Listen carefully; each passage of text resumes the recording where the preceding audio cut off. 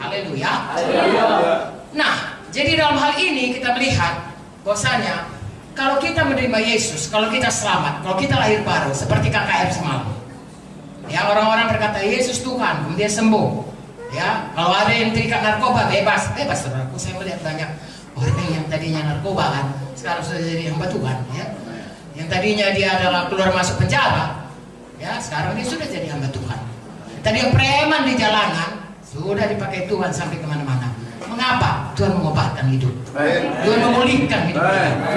Nah, itulah yang seharusnya terjadi. Sebab kalau hanya mengampuni dosa, Tuhan hanya mengampuni dosa, maka berarti begitu kita selamat sudah diampuni dosa, dan tidak ada lagi yang harus kita lakukan kecuali bersyukur mengampuni dosa. Sebenarnya kita mati aja lah terus.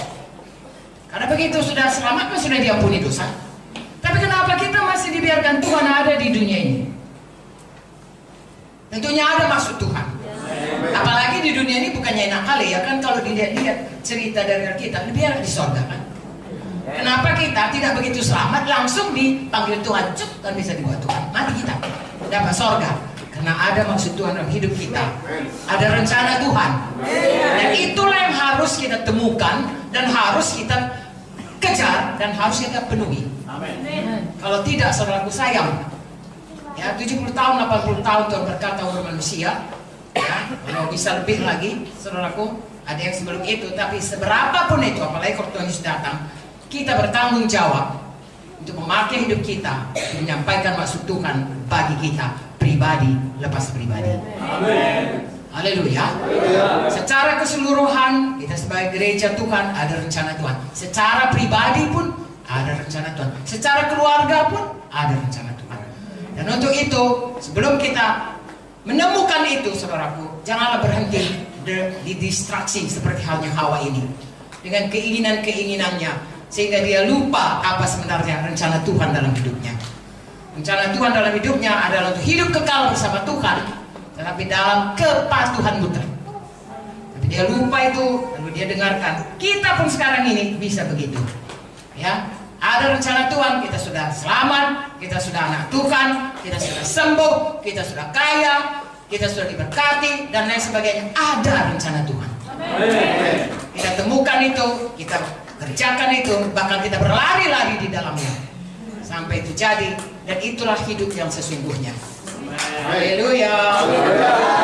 Nah, saudaraku, pujilah Tuhan. Ya, manusia ini sebenarnya, saudaraku, ya, diciptakan Tuhan sangat mulia. Tapi begitulah, saudaraku, tertipu oleh musuh. Musuh adalah musuh kita yang kekal. Saudara tahu, kalaupun seseorang itu dia dirasuki setan, kemudian dia mati, dianya mati, setannya masih hidup. Mengapa saudara lihat kadang-kadang kutuk dosa? Penyakit pun, kakek darah tinggi, dia pun darah tinggi. Kakek stroke, dia pun stroke. Bapak stroke, cucu pun stroke. Ya, sehingga kalau ada riwayat seperti ini, kalau kami dokter selalu tanya, adakah keturunan, adakah diabetes, adakah darah tinggi dan sebagainya, karena itu kutuk-kutuk keturunan. Puji Tuhan, kalau kita menerima Yesus, itu semua diputuskan. Amen. Untuk apa? Untuk hidup baru dalam Tuhan. Haleluya.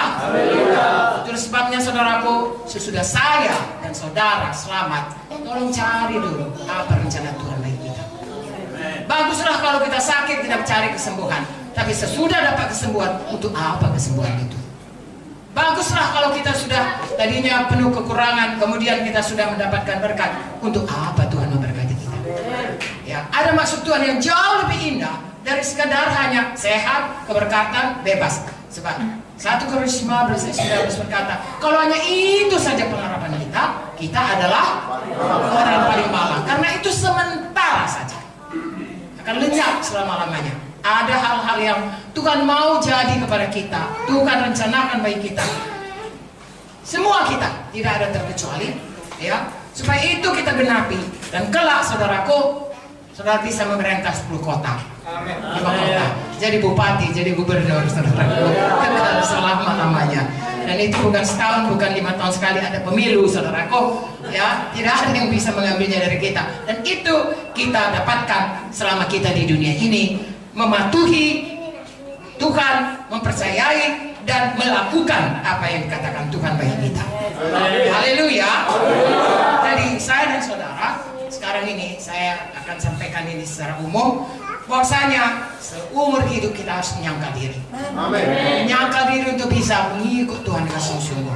Hukum pertama, mengasihi Tuhan dengan segenap hati, segenap jiwa, segenap akal budi, segenap kuat kita, dan mengasihi sesama.